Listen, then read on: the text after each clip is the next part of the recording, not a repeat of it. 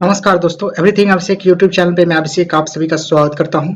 इस नए सीरीज में हम देखेंगे जो बिहार का तथ्य संग्रह था उसका यह नेक्स्ट वीडियो होगा। पिछले वीडियो में हम जान रहे थे मौर्य वंश तक हम लोग जान चुके थे, यानी कि पेज नंबर 10 तक हम लोग जान लिए थे, मौर्य वंश तक भी जान लिए थे यहाँ तक। और उसके बाद इस वीडियो में हम जानेंगे इसके आगे वाले जो तथ्य हैं, यानी कि बिंदुसार के बारे में जानेंगे और इनके आगे जो भी तथ्य होंगे उन सभी को जानेंगे, जैसे कि अशोक, बिंदुसार, इन सभी तथ्यों को हम बारी-बारी से समझेंगे, इनसे रिलेटेड जो फैक्ट है उनको समझेंगे। ये वीडियो जो उपयोगी होता है आपके सभी कॉम्पिटिटिव एग्जामिनेशन में उपयोगी होता है, जो कि बिहार के संदर्भ में होता है, सभी एग्जामिनेशन के लिए यह बेहद ही महत्वपूर्ण होता है। जानेंगे। सबसे पहले आप देखें तो यहाँ से सबसे पहला फैक्ट आता है इस वीडियो के अंतर्गत, जो कि बिंदुसार बिंदुसार के बारे में कहता है। बिंदुसार का जो कार्यकाल था वह 298 से लेकर के 272 ईसा पूर्व तक था, इसको ध्यान रखेंगे। उसके बाद इससे जुड़ी जो फैक्ट है उसको देखें तो इससे जुड़ी जो फैक्ट है वह पहला फैक्ट है कि बिंदुसार चंद्रगुप्त मौर्य का उत्तराधिकारी था। बिंदुसार किसका उत्तराधिकारी था? तो चंद्रगुप्त मौर्य का उत्तराधिकारी था। उसे अमित्र घात या फिर सिंह सेन आदि के नाम से भी जाना जाता है। बिंदुसार का नाम देखें तो अमित घात्र या फिर सिंह सेन के नाम से भी हम इन्हें जानते हैं। नेक्स्ट फैक्ट है बिंदुसार से कि एस्ट्रेबो के अनुसार आप देखें तो के राजा एंटियोकस ने डायमेकस का नामक राजदूत को बिंदुसार के दरबार में भेजा था। सीरिया के जो राजा थे, एस्ट्रोबो के अनुसार आप मानते हैं, एस्ट्रोबो एक इतिहासकार हैं, तो एस्ट्रोबो के अनुसार माने तो सीरिया के जो राजा थे एंटियोकस, उन्होंने डायमेकस एक व्यक्ति थे, वो राजदूत भेजे थे अपना, जो कि सीरिया का राजदूत था, और उन्होंने भेजा था बिंदुसार के दरबार में। नेक्स्ट फैक्ट है बिंदुसार के दरबार में मिस्र के राजा टॉलमी फिलाडेल्फस ने डायनिसिस नामक राजदूत को भेजा था, यानी कि मिस्र के जो राजा थे टालमी फिलाडेल्फस, ध्यान रखेंगे, फिलाडेल्फस जो राजा थे मिस्र के, उन्होंने डायनोमिसिस जो नामक जो राजदूत भेजे थे बिंदुसार के दरबार में, यानी मिस्र के राजा और सीरिया के राजा दोनों भेजे थे राजदूत को बिंदुसार के दरबार में। बिंदुसार ने तक्षशिला में हुए विद्रोह को दबाने के लिए अपने पुत्र अशोक को भेजा था। ध्यान रखेंगे, बिंदुसार का जो पुत्र था वह कौन था? तो अशोक था। इसको ध्यान रखेंगे, बिंदुसार ने तक्षशिला में हुए विद्रोह को दबाने के लिए अपने पुत्र अशोक को भेजा था। उसके बाद देखेंगे तो बिंदुसार अजीबक संप्रदाय का अनुयायी था। बिंदुसार के यहाँ का किसका संप्रदाय का अनुयायी था? तो अजीबक संप्रदाय का अनुयायी था, यानी मानने वाला था इस संप्रदाय को। उसके बाद अशोक के बारे में देखेंगे तो अशोक सम्राट के बारे में देखेंगे तो अशोक का जो कार्यकाल था वह 269 से लेकर के 232 यानी 232 ईसा पूर्व तक था। इनसे जुड़ी फैक्ट बहुत सारे हैं और इनको एक बारी बारी से देखेंगे। तो बिंदुसार की मृत्यु के 4 साल बाद जो है कि अशोक मौर्य वंश की गद्दी पर बैठा था। ध्यान रखेंगे, बिंदुसार के मृत्यु के 4 वर्षों के बाद जो है कि अशोक जो है कि मौर्य वंश की जो गद्दी था उस पर बैठा था। इससे वह उज्जैन का राज्यपाल बना था, यानी इससे वह जो है कि उज्जैन का राज्यपाल बना था, यानी कि जो मौर्य वंश का जो गद्दी था उस पर बैठने से पहले, मौर्य साम्राज्य की जो गद्दी था उस पर बैठने से पहले जो है कि उज्जैन का वह राज्यपाल रह चुका था। कौन? तो अशोक। उसके बाद देखेंगे नेक्स्ट फैक्ट है कि पुराणों में अशोक को अशोक वर्धन कहा गया है, यानी पुराण में अशोक वर्धन के नाम से जाना गया है अशोक को। उसके बाद देखिए तो मास्की एवं गुर्जरा के अभिलेख में उसे अशोक कहा गया है। मास्की एवं गुर्जरा के अभिलेख में क्या कहा गया है? तो अशोक कहा गया है। नेक्स्ट फैक्ट है सिंघल अनुश्रुतियों बौद्ध ग्रंथ से रिलेटेड है। सिंघल अनुश्रुतियों के अनुसार अशोक ने अपने 99 भाइयों की हत्या कर गद्दी प्राप्त की थी। ध्यान रखेंगे, अशोक जो है कि अपने 99 भाइयों की हत्या करके गद्दी प्राप्त की थी। हालांकि सिंघल अनुश्रुतियों के अनुसार यहाँ पर बताया जा रहा है, इसको भी ध्यान रखेंगे। हालांकि अन्य स्रोतों से इसकी जो है कि पुष्टि नहीं होती है, इसको भी ध्यान रखेंगे। उसके बाद है नेक्स्ट फैक्ट है कि अशोक ने अपने शासन के 9वें वर्ष में कलिंग युद्ध 261 ईसा पूर्व में जो हुआ था कलिंग युद्ध, तो वह 9वें वर्ष में जो है कि अपने शासन के 9वें वर्ष में कलिंग युद्ध किया था तथा कलिंग को मगध में सम्मिलित कर लिया था। इसको भी ध्यान रखेंगे। उसके बाद है अशोक से जुड़ी फैक्ट है यहाँ से, तो अशोक ने 13वें शिलालेख में, अशोक के 13वें शिलालेख में कलिंग युद्ध का वर्णन मिलता है। कलिंग युद्ध का वर्णन कहाँ मिलता है? तो 13वें शिलालेख में, अशोक के 13वें शिलालेख में।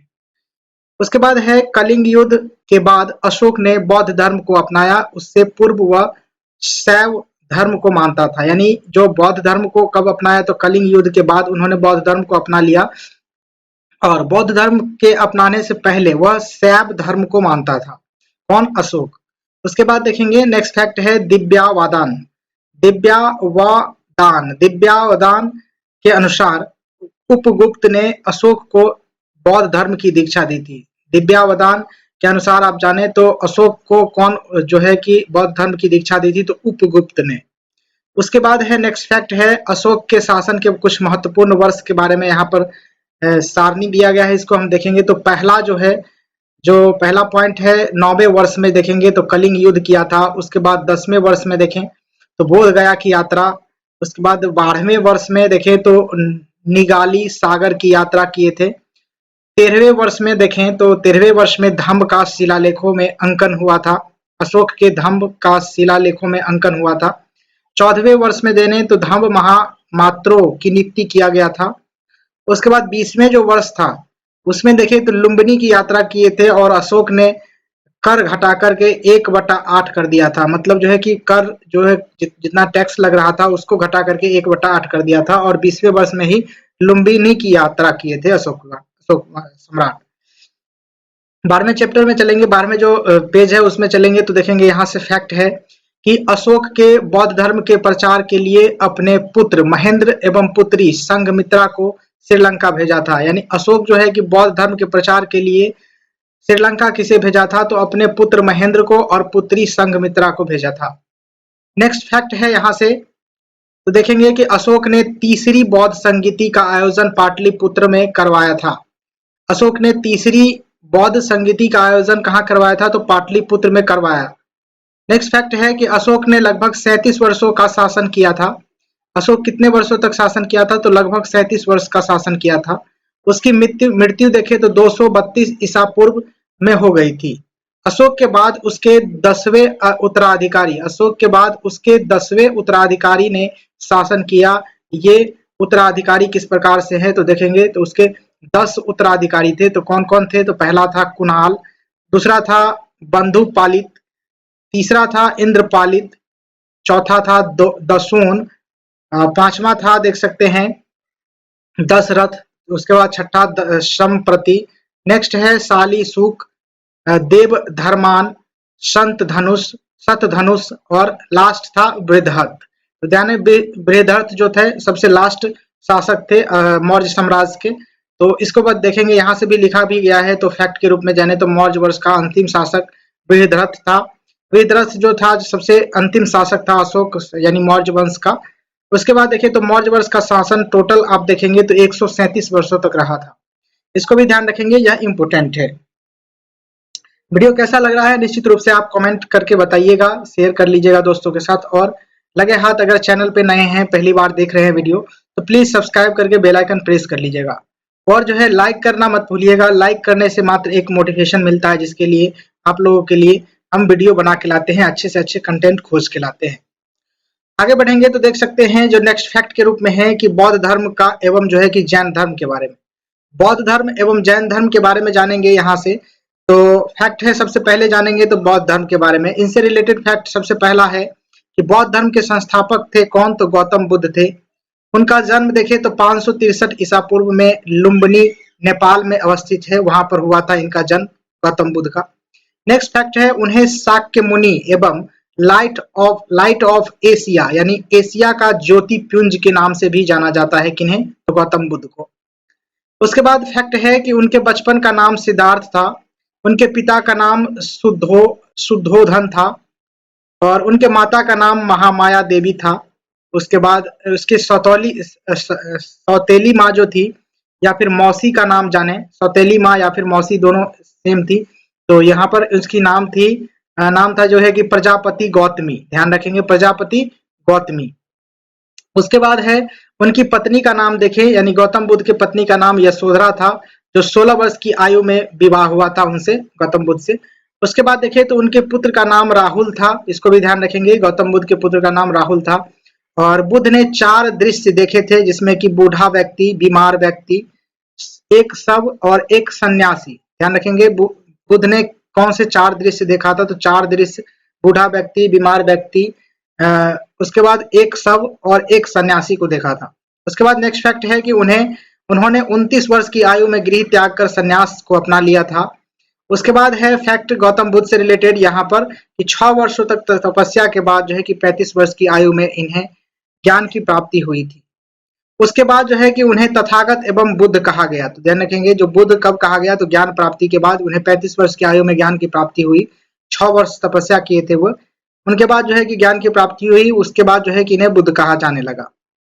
नेक्स्ट फैक्ट है इन्होंने ज्ञान की प्राप्ति वैशाख पूर्णिमा को पीपल वृक्ष के नीचे निरंजना या फिर फल्गु नदी के तट पर बोध गया में जो स्थित है, वहीं पर इनको जो है कि ज्ञान की प्राप्ति हुई थी। अगला फैक्ट है बौद्ध धर्म के 4 आर्य सत्य हैं। ध्यान रखेंगे बौद्ध धर्म के कितने सत्य हैं, आर्य सत्य हैं, तो 4 आर्य सत्य हैं। पहला है दुख, और दुख से रिलेटेड देखें तो इसका फैक्ट है कि संसार दुखमय है। दुख समुदाय, उसके बाद है दुख का कारण तृष्णा है। दुख निरोध, उसके बाद देखें तो दुख निवारण हेतु तृष्णा पर विजय आवश्यक है। दुख निरोध मार्ग के बारे में जाने तो दुख निवारण हेतु अष्टांगिक मार्ग आवश्यक है। ये 4 आर्य सत्य थे, यानी दुख से रिलेटेड ही सारा जो फैक्ट है यहाँ पर दिया गया, जो बौद्ध ने कहा था, बुद्ध ने कहा था। उसके बाद देखें तो बौद्ध धर्म का अष्टांगिक मार्ग के बारे में, बौद्ध धर्म के अष्टांगिक मार्ग कौन कौन से थे, तो अष्टांगिक मार्ग 8 थे। पहला था सम्यक दृष्टि, दूसरा था सम्यक संकल्प, तीसरा था सम्यक वाक, चौथा है सम्यक कर्म, पांचवा है सम्यक आजीव, छठा है सम्यक व्यायाम, उसके बाद है 7वां सम्यक स्मृति और 8वां है सम्यक समाधि। तो ये 8 जो है कि बौद्ध धर्म का अष्टांगिक मार्ग को कहा गया है, मार्ग को दर्शाया गया है। उसके बाद नेक्स्ट है कि बौद्ध धर्म के त्रिरत्न के बारे में जाने तो बौद्ध धर्म के त्रिरत्न कौन कौन है, तो बुद्ध है, धम्म है और संघ है। तो बौद्ध धर्म के त्रिरत्न कितने हैं, तो 3 है, कौन कौन है, तो बुद्ध है, धम्म है और संघ है। नेक्स्ट फैक्ट है बुद्ध से रिलेटेड ही, तो बुद्ध ने किस मार्ग का प्रतिपादन किया था, तो यह मध्यम जो मार्ग था उसका जो है कि प्रतिपादन किया था। उसके बाद है बुद्ध ने अपने उपदेश किस भाषा में दिए थे, तो पाली भाषा में दिए थे। बुद्ध ने अपना पहला उपदेश कहाँ दिया था, तो बुद्ध ने अपना पहला उपदेश सारनाथ में दिए थे। उसके बाद नेक्स्ट फैक्ट है कि बुद्ध ने शाब्दिक उपदेश कौशल की राजधानी कहाँ पर है, तो श्रावस्ती में दिए थे। ध्यान रखेंगे बुद्ध की शाब्दिक उपदेश कौशल की राजधानी श्रावस्ती में दिए थे, यानी कौशल की जो राजधानी पूछा जाए तो इसकी राजधानी श्रावस्ती था, और यहीं पर जो है कि शाब्दिक उपदेश दिए थे बुद्ध। उसके बाद है नेक्स्ट है कि बुद्ध की मृत्यु 483 ईसा पूर्व में कुशीनगर मल्ल में 80 वर्ष की आयु में हुई थी। ध्यान रखेंगे बुद्ध की जो मृत्यु हुई थी कब हुई थी, तो 483 ईसा पूर्व कुशीनगर मल्ल में 80 वर्ष की आयु में इनकी मृत्यु हो गई थी। बुद्ध ने प्रथम गुरु, बुद्ध के जो है कि प्रथम गुरु कौन थे, तो आलार कलाम थे, जो कि वैशाली में थे। बुद्ध के प्रथम गुरु आलार कलाम थे, जो कि वैशाली के थे, तथा द्वितीय गुरु थे रुद्रक रामपुत, जो कि राजगृह के थे। इसको ध्यान रखेंगे। नेक्स्ट फैक्ट है बौद्ध धर्म की 10 शील आचरण कौन कौन से हैं, तो बौद्ध धर्म के 10 शील आचरण थे कौन, पहला है सत्य, दूसरा है अहिंसा, तीसरा असत्य, उसके बाद चौथा है अपरिग्रह, पांचवा है ब्रह्मचर्य, छठा है नृत्य गायन का त्याग, उसके बाद है सातवां देखेंगे तो असमय भोजन का त्याग, उसके बाद है 8वां है कोमल सस्या का त्याग, उसके बाद है 9वां श्रृंगार प्रसाधनों का त्याग, उसके बाद 10वां आप देखेंगे तो मद्य सेवन नहीं करना। ये 10 जो है कि शील आचरण था जो कि बौद्ध धर्म से रिलेटेड है। उसके बाद देखें तो नेक्स्ट फैक्ट की तरफ चलेंगे तो बौद्ध के जीवन के घटनाक्रम एवं उनके प्रतीक के बारे में। तो घटनाक्रम, पहला घटनाक्रम था जन्म, जो कि कमल इसका प्रतीक है, यवन से देखें तो यौवन जो घटनाक्रम है तो उसके बारे में जाने तो सांड से है। उसके बाद है महाभिनिष्क्रमण। महाभिनिष्क्रमण को गृह त्यागना कहते हैं। और यह जुड़ा है आप देखेंगे तो इसका प्रतीक आप देखेंगे तो घोड़ा से है। संबोधि, संबोधि यानी ज्ञान प्राप्ति के बारे में जाने तो इसका संबंध आप देखेंगे प्रतीक के रूप में तो पीपल या फिर बोधि वृक्ष से है। महापरिनिर्वाण, महापरिनिर्वाण मृत्यु से संबंधित है। इसका प्रतीक देखेंगे तो पदचिन्ह या फिर स्तूप से है। उसके बाद देखें तो धर्म चक्र परिवर्तन, धर्म चक्र परिवर्तन या फिर प्रथम उपदेश के रूप में जानते हैं इसे। इसका प्रतीक आप देखेंगे तो चक्र है जो बौद्ध धर्म में दिखाया गया है। नेक्स्ट आप जानेंगे तो फैक्ट है रिलेटेड, बौद्ध धर्म चौथी बौद्ध संगीति के उपरांत दो भागों में विभाजित हो गया था। पहला था हीनयान, जिसे हीनयान के बारे में समझे तो हीनयान को परिवर्तन विरोधी कहा गया, और दूसरा था महायान जो कि परिवर्तन समर्थक था। तो जो दो धर्म था यानी कि बौद्ध धर्म के चौथी बौद्ध संगीति के उपरांत बौद्ध धर्म को जो है कि दो भागों में बांट दिया गया। पहला था हीनयान और दूसरा था महायान। तो इसको ध्यान रखेंगे किस बौद्ध संगीति के बाद दो भागों में बांटा गया, तो चौथी बौद्ध संगीति के बाद बौद्ध धर्म को दो भागों में बांटा गया था। 8वीं सदी में बौद्ध धर्म के आडंबर देख सकते हैं, 8वीं सदी के बौद्ध धर्म के आडंबर वाले शाखा ब्रजयान का विकास हुआ। ध्यान रखेंगे 8वीं सदी में बौद्ध धर्म के आडंबर वाले जो शाखा थे वह जो है कि किसका विकास किया, तो ब्रजयान का विकास हुआ। उसके बाद है बौद्ध धर्म के त्रिपिटक। बौद्ध धर्म के त्रिपिटक के बारे में समझेंगे तो यहाँ पर सूत पिटक के बारे में देखें तो बुद्ध के उपदेश का संकलन। उसके बाद देखें तो इससे रिलेटेड ही है, तो सबसे बृहत पिटक जिसका संकलन आनंद से किया गया हो उसे कहते हैं सूत पिटक कहते हैं, या फिर बुद्ध के उपदेशों का संकलन करना सूत पिटक कहलाता है। और इसका मतलब होता है कि सबसे बृहत पिटक जिसका संकलन आनंद ने किया था। तो ध्यान रखेंगे इसका संकलन किसने किया था, तो आनंद ने किया था। उसके बाद है विनय पिटक। विनय पिटक के बारे में जाने तो यह कहता है कि संघ के नियमों का संकलन करना।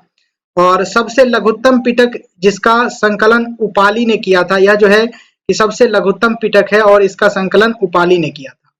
और अभिधम्म पिटक के बारे में जाने तो अभिधम्म पिटक किसे कहते हैं, तो बुद्ध के दार्शनिक विचारों का संकलन करना अभिधम्म पिटक कहलाता है। और यह जो पिटक है यह इस पिटक का जो संकलन किया था मोगलीपुत तिस्स ने किया था। ध्यान रखेंगे। उसके बाद देखेंगे नेक्स्ट फैक्ट से रिलेटेड है, यहाँ से बौद्ध से रिलेटेड ही है।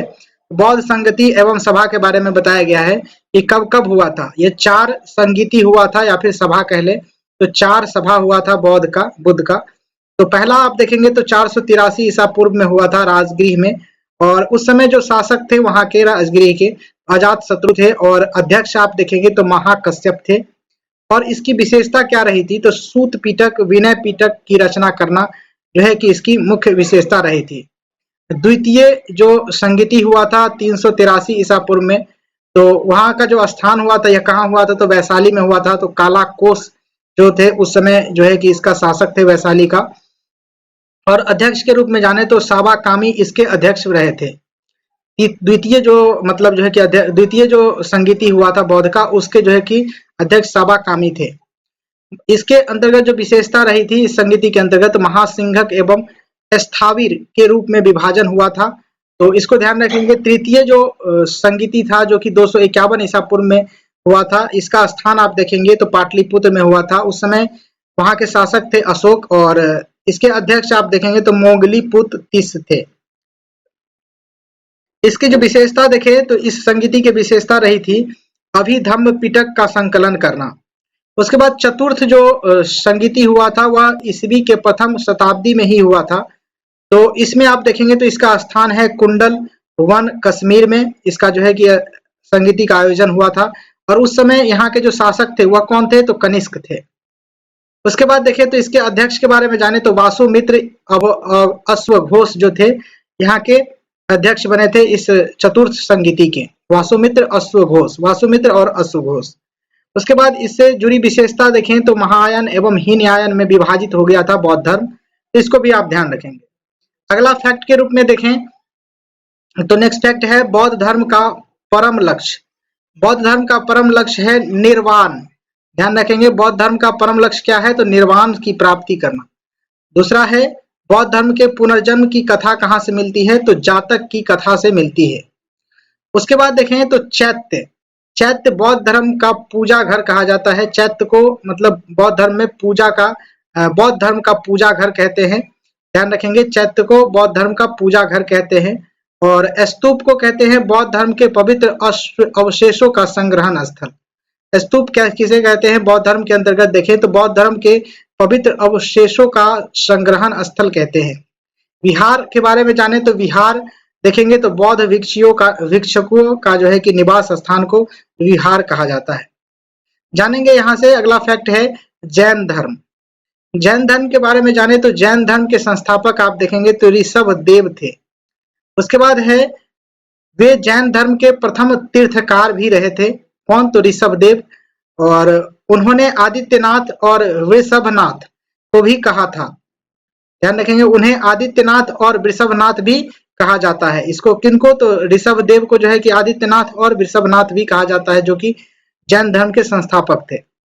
जैन धर्म में कुल 24 तीर्थकार हुए थे, यानी 24 तीर्थकार ट्रैवलर हुए थे। और नेक्स्ट फैक्ट है 23वें तीर्थकार पार्श्वनाथ। 23वें तीर्थकार कौन थे, तो पार्श्वनाथ थे। इनका जन्म देखें तो काशी में हुआ था और इनके पिता का नाम अश्वसेन काशी था, काशी के राजा थे। ध्यान रखेंगे अश्वसेन जो थे वह काशी के राजा थे और पार्श्वनाथ के पिता भी थे। उन्हें ज्ञान की प्राप्ति सम्मेद पर्वत पर हुई थी। किनको, जो है कि पार्श्वनाथ को जो है कि ज्ञान की प्राप्ति कहाँ हुई थी, सम्मेदेव पर्वत पर हुई थी। उन्हें 4 महाव्रत की शिक्षा दी गई। ध्यान रखेंगे उन्हें 4 महाव्रत की शिक्षा दी। पहला सत्य, दूसरा अहिंसा, उसके बाद तीसरा असत्य और चौथा है अपरिग्रह। ध्यान रखेंगे। उसके बाद है नेक्स्ट टॉपिक है महावीर स्वामी के बारे में जानेंगे। महावीर स्वामी के बारे में पहला फैक्ट निकल के आता है जैन धर्म के 24वें तीर्थकार रहे थे। या जैन धर्म के कितने कैवे तीर्थकार रहे थे, तो महावीर स्वामी जो थे जैन धर्म के 24वें तीर्थकार थे। महावीर स्वामी को जैन धर्म का वास्तविक संस्थापक भी माना जाता है। और नेक्स्ट फैक्ट की तरफ चले तो उनका जन्म 540 ईसा पूर्व में, कुछ जगह पर 499 ईसा पूर्व भी लिखा गया है, लेकिन 540 मान के चलेंगे ईसा पूर्व में इनका जन्म हुआ था। और कहाँ हुआ था, तो कुंडग्राम वैशाली में इनका जन्म हुआ था महावीर स्वामी का। नेक्स्ट फैक्ट है उनके पिता सिद्धार्थ ज्ञाकृत। ध्यान रखेंगे उनके पिता कौन थे, तो सिद्धार्थ ज्ञाकृत के कुल के प्रधान थे। और नेक्स्ट फैक्ट की तरफ चलेंगे तो उनकी माता त्रिशला लिच्छवी की अनराज की राजकुमारी थी। ध्यान रखेंगे जो महावीर स्वामी थे उनकी जो माता का नाम देखें तो त्रिशला था और यह लिच्छवी गणराज की राजकुमारी थी। उसके बाद नेक्स्ट फैक्ट है उनकी पत्नी का नाम यशोदा था। महावीर की जो पत्नी का नाम क्या था, तो यशोदा था। और उनके पुत्री का नाम प्रियदर्शनी या फिर अन्नोजा के नाम से भी इन्हें जाना जाता था। महावीर की जो पुत्री थे उनको प्रियदर्शनी या फिर अन्नोजा के नाम से भी जाना जाता है। नेक्स्ट फैक्ट है उनके जामाता या फिर दामाद, उनके जामाता या दामाद का नाम देखें तो जामिल या फिर जमाली था। नेक्स्ट फैक्ट है उन्होंने 30 वर्ष की आयु में गृह त्याग दिया और 12 वर्ष की कठोर तप के बाद 42 वर्ष की आयु में उन्हें कैवल्य या फिर ज्ञान की प्राप्ति हुई, जिसे जिम्रिभक ग्राम में ऋजुपालिका नदी के तट पर साल वृक्ष के नीचे हुआ था। तो ध्यान रखेंगे जो महावीर जो स्वामी थे उनको जो है कि ज्ञान की प्राप्ति किस वृक्ष के नीचे हुआ था, तो साल के वृक्ष के नीचे हुआ था। और किस नदी के तट पर है, तो देखेंगे तो ऋजुपालिका जो नदी के तट है वहां पर हुआ था। और जैन धर्म में ज्ञान की प्राप्ति को देखेंगे तो कैवल्य कहा जाता है, इसको भी ध्यान रखेंगे। अगला देखेंगे तो नेक्स्ट फैक्ट निकल के आएगा यहाँ से कि जैन धर्म के त्रिरत्न के बारे में। जैन धर्म के त्रिरत्न कौन कौन है, तो सम्यक दर्शन, सम्यक ज्ञान और सम्यक आचरण। ये 3 रत्न है जैन धर्म के। जैन धर्म के 5 महाव्रत कौन कौन है, तो 5 महाव्रत है। पहला है सत्य जो कि झूठ नहीं बोलना, अहिंसा या फिर हिंसा नहीं करना, असत्य जो कि चोरी नहीं करना। उसके बाद है अपरिग्रह जिसे धन का संग्रह नहीं करना। तो ये है जो कि जैन धर्म के 5 महाव्रत है। और 5वां देखेंगे तो ब्रह्मचर्य का पालन करना किसे कहता है, इंद्रियों को वश में करना ब्रह्मचर्य कहलाता है। ये सारे जैन धर्म के जो है कि 5 महाव्रत हैं। नेक्स्ट फैक्ट है जैन धर्म से रिलेटेड कि 5वां महाव्रत ब्रह्मचर्य महावीर स्वामी द्वारा प्रचलित या फिर प्रतिपादित या फिर शुरू किया गया था। ब्रह्मचर्य जो व्रत था वह महावीर स्वामी के द्वारा प्रतिपादित किया गया था। उसके बाद देखिए तो अनेकांतवाद या फिर स्यादवाद, ध्यान रखेंगे, अनेकांतवाद या फिर स्यादवाद या फिर सप्तभंगी ज्ञान सिद्धांत का संबंध जैन धर्म से है। ध्यान रखेंगे, अनेकांतवाद, स्यादवाद या फिर सप्तभंगी ज्ञान सिद्धांत का संबंध कहां से है? तो जैन धर्म से है। महावीर स्वामी ने अपना जो है पहला उपदेश कहाँ दिए थे? तो राजगृह में दिए थे। नेक्स्ट फैक्ट है जैन धर्म के तीर्थकार एवं उनके प्रतीक के बारे में। तो नेक्स्ट फैक्ट के रूप में देखेंगे तो प्रथम तीर्थकार के देखेंगे तो जैन धर्म के प्रथम तीर्थकार एवं उनके प्रतीक देखेंगे तो प्रथम तीर्थकार थे ऋषभ देव, जिसके जो प्रतीक आप देखेंगे तो बैल या फिर ऋषभ थे।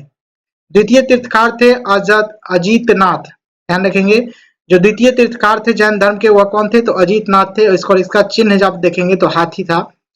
23वें तीर्थकार को देखें तो पार्श्वनाथ था, जैन धर्म के 23वें तीर्थकार, और इनका जो चिन्ह था सांप था। 24वें तीर्थकार के बारे में जाने तो खुद महावीर स्वामी जी थे, और इनका जो है कि चिन्ह आप देखेंगे तो सिंह था, शेर था।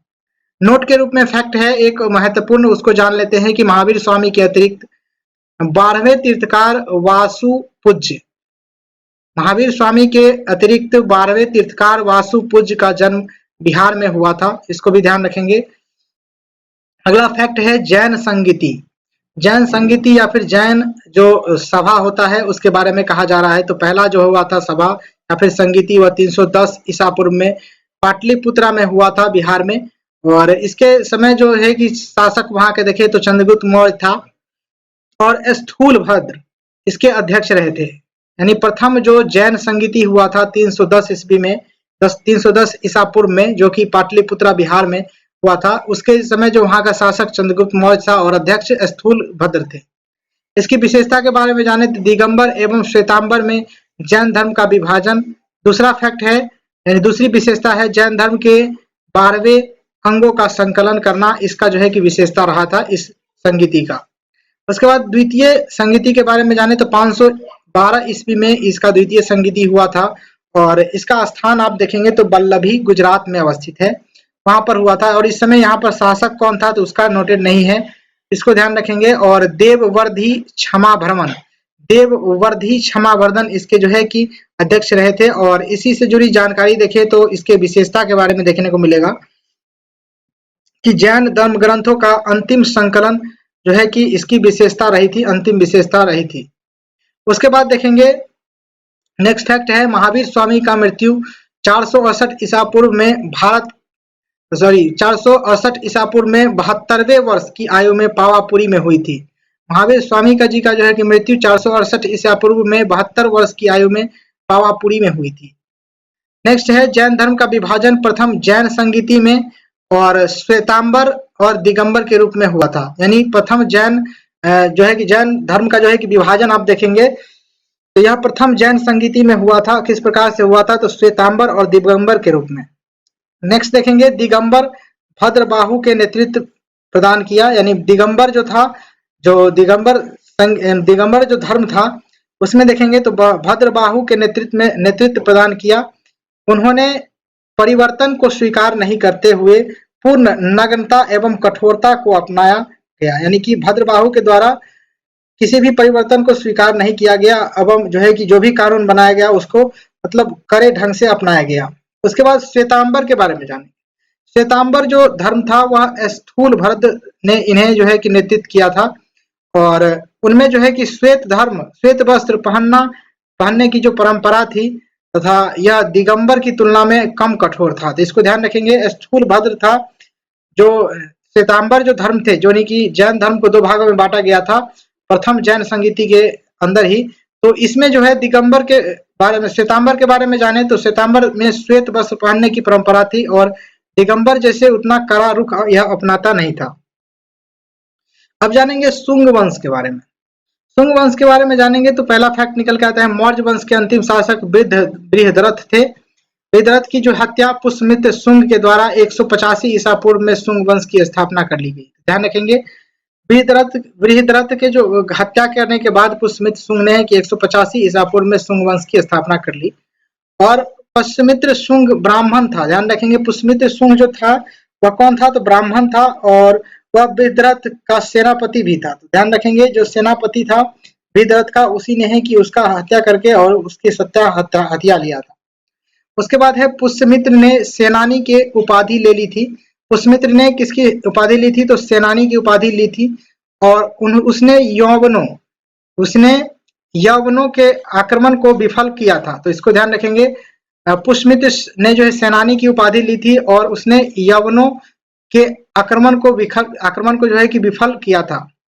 नेक्स्ट फैक्ट है, पुष्यमित्र ने 2 अश्वमेध यज्ञ करवाए थे। पुष्यमित्र के द्वारा जो है कि 2 अश्वमेध यज्ञ करवाए गए थे, जिनमें कि पुरोहित थे पतंजलि, जो कि आप देखिए जानते होंगे पतंजलि किसके, तो योग के जो है कि गुरु माने जाते हैं। उसके बाद देखेंगे तो पुष्यमित्र की मृत्यु के बाद उसका पुत्र अग्निमित्र, पुष्यमित्र के मृत्यु के बाद उसके पुत्र अग्निमित्र 148 ईसा पूर्व में राजा बन गया। और कालिदास के नाटक महावाल्की निगमित्रम, ध्यान रखेंगे, महावाल्की निगमित्रम जो नाटक का नाम है कालिदास के, तो उनमें जो है कि अग्निमित्र एवं मालाविका का वर्णन देखने को मिलता है। अगला फैक्ट है जो कि शुंग वंश से रिलेटेड है लास्ट। तो इस वंश का अंतिम शासक देवभूति था। तो यानी शुंग वंश का जो है अंतिम शासक कौन था, तो देवभूति था।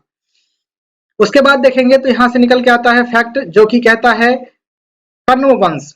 कण्व वंश के बारे में जाने तो कण्व वंश का जो फैक्ट है सबसे पहले देखें तो कण्व वंश की स्थापना वासुमित्र ने देवभूति की हत्या करके की थी। यानी कण्व वंश की जो स्थापना हुआ था वासुमित्र शुंग की जो हत्या करके देवभूति ने की थी। उसके बाद वासुमित्र शुंगों की आत्म देखेंगे आमत्य जिसे मंत्री कहा जाता है वह थे। यानी कि जो वासुमित्र शुंग थे, वासुमित्र शुंग के जो है कि मंत्री कौन थे, तो वासुमित्र थे। तो इसको ध्यान रखेंगे, उन्होंने ही अपने राजा की हत्या करके जो है कि यह राज अपने अंदर कर लिया था, देवभूति की हत्या करके जो है कि शुंग वंश को जो है कि शुंग वंश के जो अंतिम शासक देवभूति थे उनकी हत्या कर दिया था वासुमित्र के द्वारा हत्या कर लिया गया था। और वासुमित्र जो थे कौन थे, तो शुंग वंश के जो है कि सेनापति थे, यानी मंत्री थे, एक प्रकार के मंत्री थे। हाँ, नेक्स्ट देखेंगे कण्व वंश भी ब्राह्मण था। ध्यान रखेंगे कण्व वंश भी क्या था, तो ब्राह्मण ही था। और इस वंश का अंतिम शासक देखें तो सुशर्मा था। यानी कण्व वंश के जो अंतिम शासक कौन थे, तो सुशर्मा थे।